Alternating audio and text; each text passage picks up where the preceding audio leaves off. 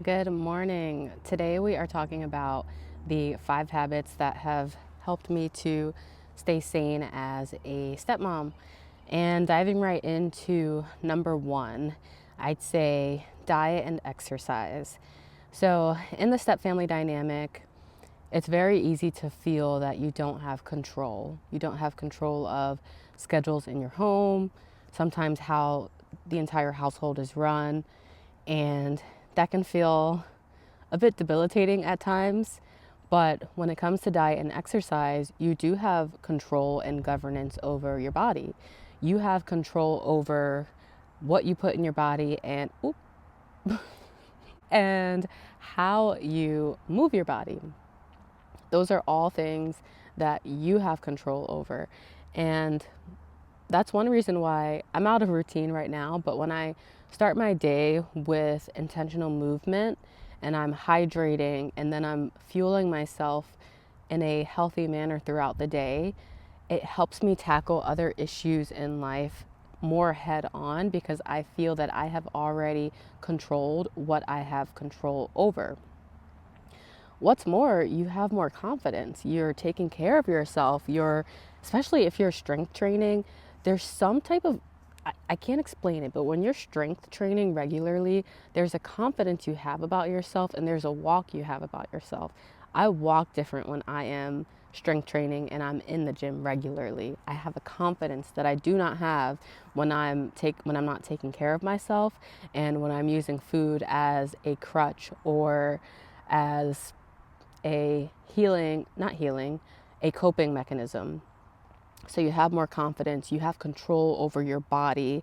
And as a subset to that, exercise, I'd say walking. I'm going to lump walking outside into this because there's something about, like, even right now, the sun hitting your face and you taking in your surroundings. I have some of my best thoughts when I'm walking, and I also somehow find a lot of clarity when I'm walking to the point that sometimes I start crying.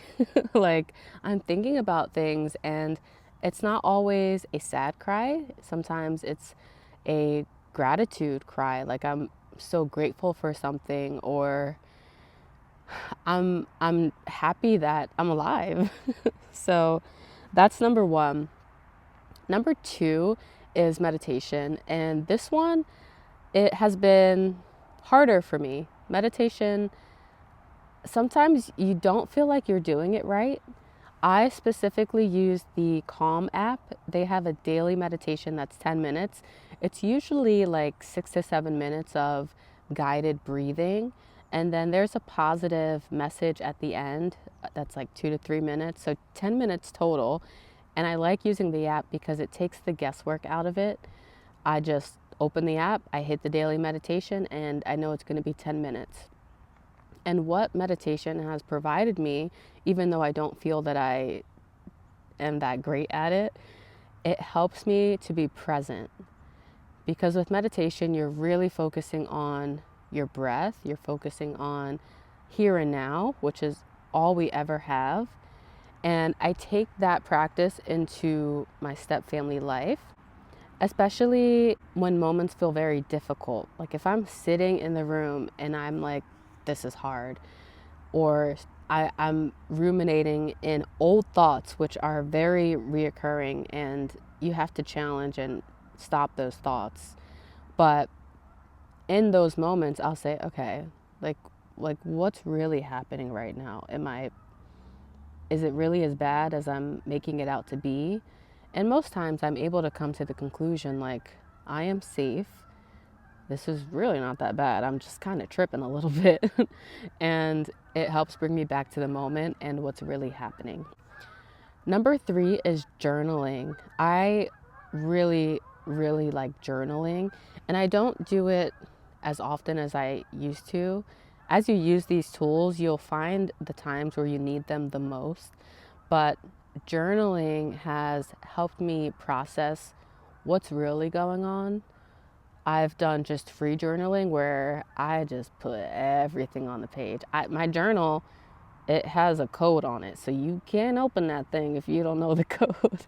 And I would recommend you get a journal that does the same, that has a code or has a key, because this is your safe space. This is where you gonna have some words. We gonna have some words, and they're not gonna be the best sometimes. Let's be honest. We need that release, and I believe that journaling provides that.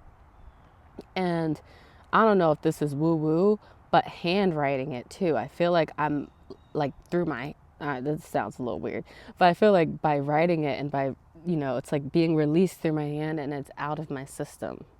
And I feel like I get that negativity out of me.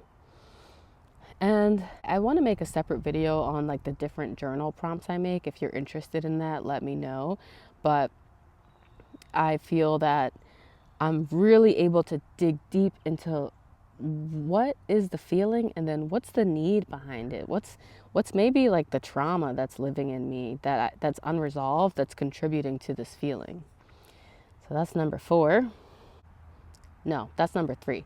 Number 4 is therapy. And you throttle this one as needed. So when I was in the depths of despair, I would call it, when I was very early on in this journey and was really going through it and struggling, I got a therapist, my first ever. I would see Megan, and she really did help me, but only to a certain extent. She's a mom, but she was a part of a nuclear family, and I didn't feel that she could resonate with all of the feelings that I had. And I really needed somebody to talk to who could resonate and who understood, because there are very complex feelings and they're not always the prettiest. And I needed someone who had been in the situation who could understand. So I searched out for a stepmom coach, and that's who I still regularly see now. Her name's Lily, and she's a stepmom herself, childless stepmom like me. And I'm childless right now. I do want children of my own, but as of right now, I'm a childless stepmom. And having her really helped bring me to that next level. I would still see them both at the same time. Like I was seeing them both twice a month, bi-weekly. I would see Megan one week, I would see Lily the next week. Then I would see Megan, then I would see Lily, then I would see Megan, Lily, back and forth, back and forth. And then it became like once a month for both of them. So now I'm in therapy twice. I was in therapy twice a week or twice a month. And now I have one therapy call a month with Lily. I kind of fell off with Megan a little bit. I should probably see how she's doing.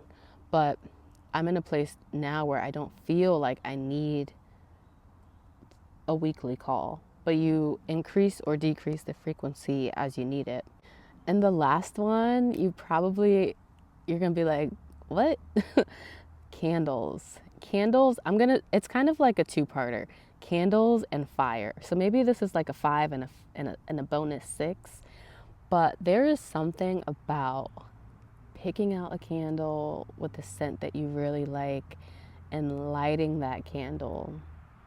Lighting that candle when you have a moment to like sit and really appreciate it and slow down. I like to light candles either in the morning. So I've been slowing down my routine recently because I ended the year pretty burned out, and as a result, I'm trying to slow down. So I've started my mornings with lighting a candle, meditating, doing some light stretching, like maybe 2 minutes of stretching, and then like really starting my day. And another time I like to light candles is like towards the end of the day, like once I've done everything I need to do for the day. Maybe it's like the weekend, like Sunday, I finished cleaning and I'm finally just like, that's when I like to light a candle and usually drink some tea. And I used to also have a little ritual where I would light the candle, drink some tea, and journal. So it just really depends on what I need in that moment and what I have time for. And then also like the bonus one, a fire. we have a fireplace, and I love sitting by the fireplace. This goes for like campfires too. Like if you know, you know. When you sit around the campfire and that heat is hitting your face, it's nothing like it. Even sitting here now, the sun is just like hitting my face and it feels really nice. I actually was supposed to be at the supermarket right now, but I was like, there's good lighting out back. I need to record this right now. So that was a little weird. I guess I'm a little weird though. That's okay. But yeah, those are the 5 things. Let's recap. Number 1 is diet and exercise. 2 is meditation. 3 is journaling. 4 is therapy. 5 is candles and fire. So I hope you found this helpful. I do want to get more into some of these areas like journaling. I have some prompts that I use, and I think there's a lot more I can dig into with that, but I wanted to focus just on the habits themselves this video. If you have any questions, please let me know. I'd be happy to elaborate on anything. But that's all I've got for today. I hope you find even one of these helpful and have a great rest of your day. Bye.